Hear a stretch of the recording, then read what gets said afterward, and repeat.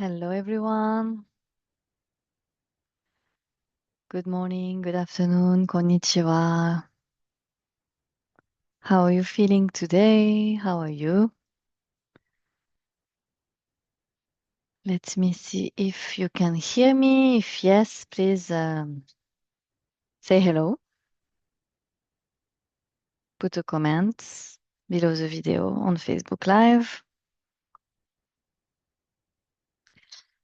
So today is a very special day because today it's November 14th, 2025. And I wasn't sure if I wanted to do this live, but one of my dear friend said, pushed me and said, you should do this live. It's important. So here I am today in front of you, and I would like to dedicate this live to my best friend V, whose birthday is today, actually November 14th, and she passed away in 2010, so 20, a long time ago. Yeah, many years ago. And I was only always the first one to celebrate her birthday. So for me, it's meaningful that I'm here and celebrating her birthday, and also reflecting on the meaning of true friendship, right? So let me make sure you can hear my voice first. Can you put a thumbs up if that's the case? Just to make sure, because it already happened in the past that I was just talking by myself for 15 minutes before realizing that there was no sound. So it's important to me if you could let me know.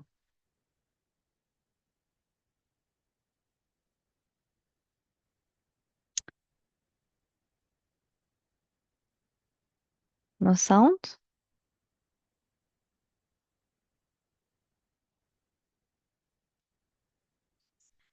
Okay. Um, Let me just type this. Can you hear me in the comments? Maybe I will be talking by myself then, but let's see. So today I would like to talk about what real friendship means to me, and because Vi was such a wonderful friend to me, thanks to her, we met at when I was 18 years old at the IPAC Business School, and she was, I think, yes, I can say that she was the first person who who gave me confidence in me. She really believed in me, um, and she told me also, it was years later in 2004, she told me that, let me just double check.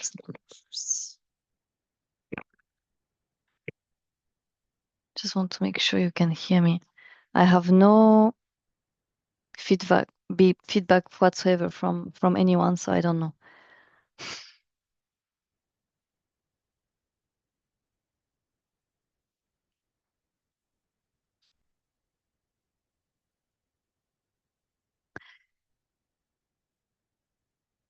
Okay. And so yes, she was the first one who said to me, in 2004, she told me, you're going to be the sunshine in others' life, like you've been in my life. And at the time, I didn't really know what she meant by that. I thought it was just nice from her to say that. It meant that I was making her happier. The truth is, she was also making me happier. So it was a two-way, two-way relationship, of course. But I didn't really understand at that time the meaning of it. And it's just years later, many, many years later, maybe 10 years after what she said to me in 2004, that I realized, oh, okay, I understand what she's saying. It means that I'm also supposed to bring joy in others' life, and that's why I also became a coach. So it was in 2015 that I became a coach. So 10 years after what she said to me. And another thing that I think it's important in friendship is also the care we have for each other. She was always caring for me so much. She was always protecting me. If some people would say bad thing about me, because it happens, she would protect me, and vice versa. And we also lived together in the south of France when for our studies. So we really got to know each other very closely, and everything, more details are in the book I wrote also for her, Ne jamais dire jamais, which means never say never. It's in French. And inside of this book, there is all everything about our friendship, but also what happened after she passed away, and the impact she had on my life, but also the impact her death had also on my life, and how I was able to move forward. So it's everything is in this book, but this life is more. My goal is really to reflect on, okay, um, relationships also in general, like how in this world we are so always so busy, busy, busy in our lives, and we forget the real meaning of friendship. Of what does it mean to truly care for one another. I was reflecting on my also other friendship, and I have wonderful friends around the world. I have wonderful friends all around the world. I'm very blessed, and for me, the real friends, I always say to also my daughters, you can count them on one hand, right? The ami in French. I don't know if in English we have a similar thing, but in French, you have a different level of friends. You have ami, which is like you have first the best friend, meilleur ami, best friend, then you have ami, which are your very good friend. Like you can tell them anything, they will support you, care for you, they can be your confidant. And then you have copain, copine, which is friend, like friend you have fun with. There are different levels. I was telling that with my daughters, talking about that to my daughters yesterday, and I was asking them, how many ami do you have, which is good friend? And they were saying, well, just one or two. And then I asked them, how many friends do you have, copain, copine? And they were saying, oh, 5 or 8. So I think I truly believe in also different levels of friendship, of course, and I'm very blessed to have very good friends, a few, of course, but all around the world, people I can trust, people I can um, call if I feel sad. Even though for me it's not natural to reach out to my friends when I feel sad or down, but my good friends, they usually know when I'm feeling down. Um, and um, and of course, my family also is part of my circle. And I think I would like also to thank my husband Nam, who is part of my life since thanks to V actually. Thanks to V, I met Nam, and in 2010. So no, I met Nam before that. Sorry, I met Nam in when I was 19 years old in 2003, something like that, I believe. And we got married in 2010, so 7 years later. And we organized our wedding, a beautiful wedding. Thanks to her, I met Nam also at a New Year's Eve party, and but unfortunately, she passed away 6 months after our wedding. But Nam was with me uh, all along this journey of going through the grief, supporting also my dreams when I wanted to become a coach and build my business. So he has always been a strong supporter. Um, and in a way, he took how can I say, he took over the baton of V, because she was always encouraging me for everything. And I'm also, so thanks to the support I get from Nam, but also from my friends and my family. My children also give me a lot of power. They inspire me to become a better mom, a better person every day. And I carry with me also the fire that V had, that and her dreams that she had. She really wanted to become an entrepreneur one day, and she wanted to support artists. Um, and I think I'm doing it now. I'm supporting also artists, and I have friends who are wonderful illustrators, painters, authors, bakers, um, so many artists around me, and I'm so happy to be able to support them. And I also feel really supported as well myself. So I think to me, the true definition of friendship, it is to care from one another, to show our love from one another, and also to encourage each other, even if we are very different. I am very different from V. She was someone more extrovert and very different personality. Um, and yet we were very complementing each other. So I think that was the beauty of our friendship. Yes. So I really also another thing that I think is maybe more vulnerable to share, but before she passed away, we also had I was, I was a newly married young lady and new career and a lot of things, new things, and we had a different journeys. Like she was single at that time, and she had a, how to say, she had a different life. So I was not really present for her at that time, and so we got on some arguments because I was not present enough during a hard time she had. She had some challenge with regarding her personal issue.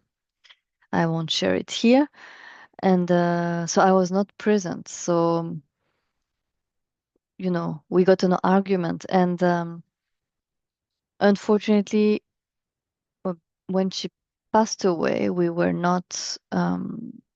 How to say, we were not able to reconcile before she passed away. So of course now I have a lot of regrets, and my motto, is to live a life with no regret. I have regrets myself also. Is yes, everyone has regrets, and one of my regrets is that when she passed away, how to say, we were not able to reconcile in time. But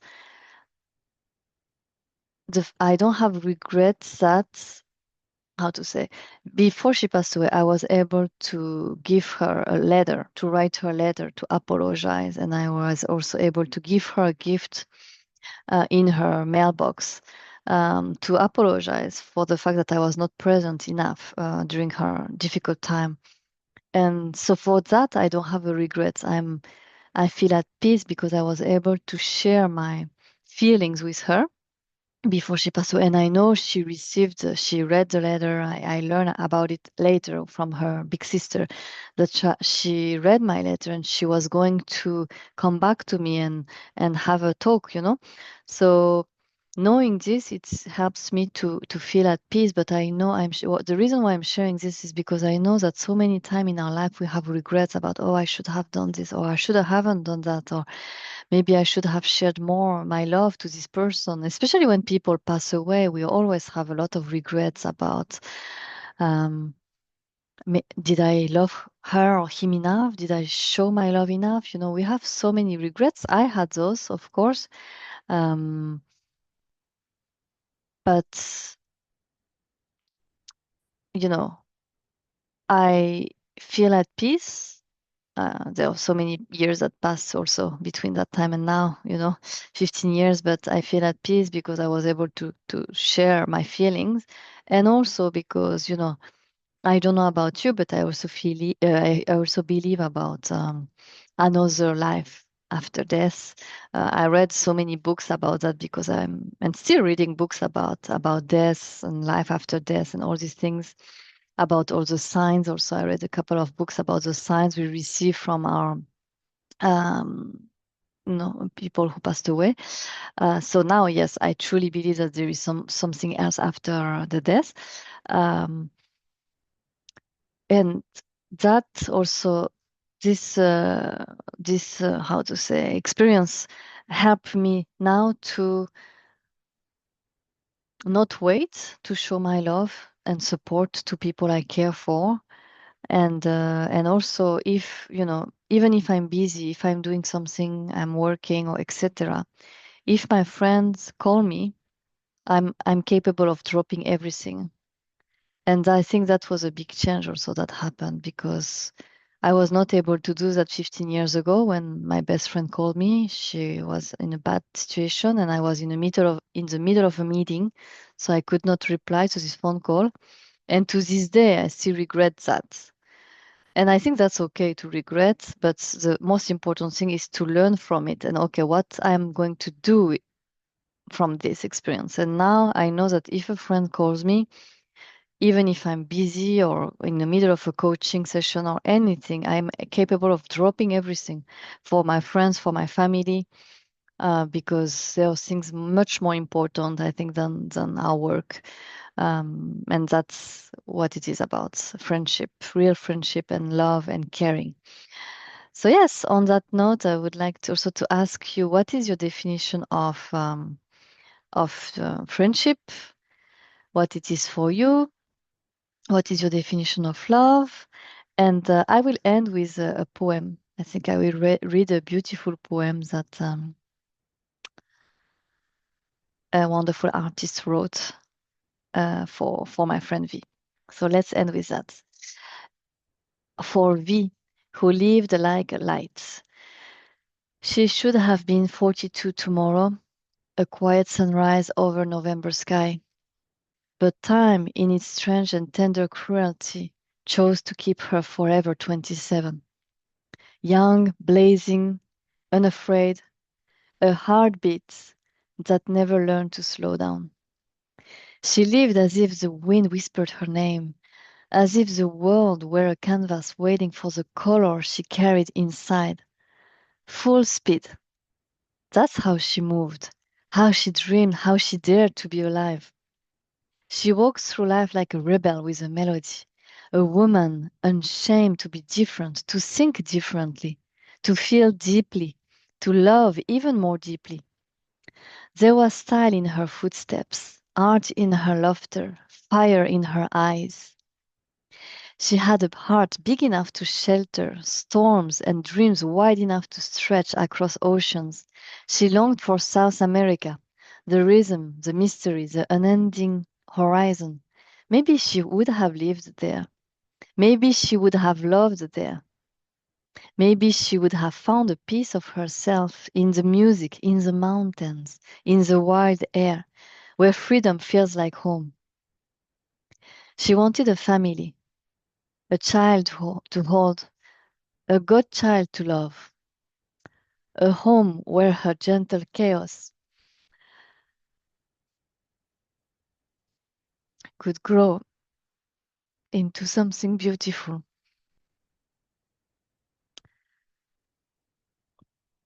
And she would have been incredible, a mother of art, a mother of hope, a mother of dreams. Her hands loved creation. She painted, she drew, she wrote. Words were her second skin, soft, luminous, honest. She left pieces of her soul in journals, in blogs, in stories that now breathe in the shadows of the world she never got to see. And yet, she still lives in every artist who dares to dream, in every rebel who refuses the ordinary, in every heart that chooses love even when it is broken. She wanted to build a place where painters, musicians, dancers, every wandering soul could find shelter, could be seen, could be held. And though she's gone, her dream is not.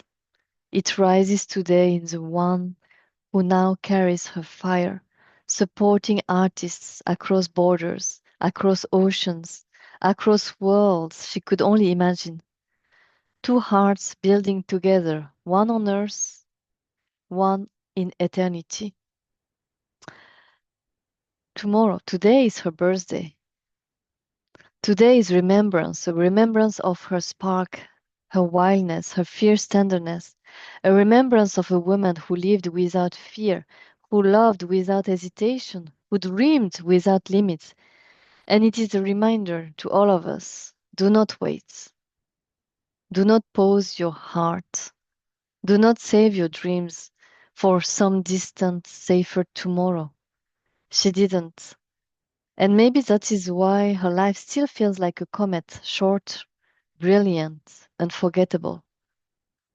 For we who lived like light, who loved like a storm, who moved through the world with the audacity of someone who knew that time was precious. Her story did not end at 27. It continues in every life she touched, in every dream she planted,